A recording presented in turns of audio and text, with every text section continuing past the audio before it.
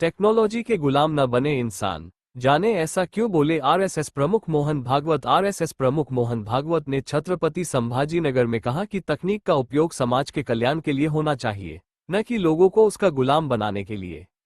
उन्होंने युवा उद्यमियों से संवाद में स्पष्ट किया कि स्वदेशी अपनाने का मतलब तकनीक को नकारना नहीं है और तकनीक अपने में बुरी नहीं होती, बस उस पर जरूरत से ज्यादा निर्भरता नहीं होनी चाहिए। राष्ट्रीय स्वयंसेवक संघ आरएसएस के प्रमुख मोहन भागवत ने शनिवार को छत्रपति संभाजीनगर में टेक्नोलॉजी के इस्तेमाल पर बात की।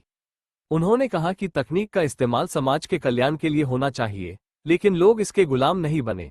उन्होंने कहा कि तकनीक से बचा नहीं जा सकता और अपने आप में यह बुरी नहीं है, लेकिन इस बात का ध्यान रखना जरूरी है कि उस पर हमारी निर्भरता इतनी न बढ़ जाए कि वही हमें कंट्रोल करने लगे। मोहन भागवत ने यह बात युवा उद्यमियों से संवाद के दौरान कही। ये संवाद आरएसएस के शताब्दी वर्ष के समारोहों के तहत आयोजित किया गया था। भागवत ने स्पष्ट किया कि स्वदेशी अपनाने का मतलब तकनीक को नकारना नहीं है। आरएसएस प्रमुख ने कहा कि व्यापार और उद्योग सिर्फ मुनाफे के उद्देश्य से नहीं चलने चाहिए। उन्होंने कहा कि हम केवल अपने फायदे के लिए नहीं, बल्कि समाज के हित के लिए काम करते हैं और आजीविका कमाने के साथ सामाजिक जिम्मेदारी निभाना भी जरूरी है। कृषि का उदाहरण देते हुए मोहन भागवत ने कहा कि भारत में किसान खेती को केवल एक पेशा नहीं, बल्कि अपना कर्तव्य मानते हैं। उन्होंने कहा कि यह सोच दुनिया के दूसरे हिस्सों में कम ही देखने को मिलती है और यही हमें सिखाती है कि हमारा काम समाज के लिए होना चाहिए।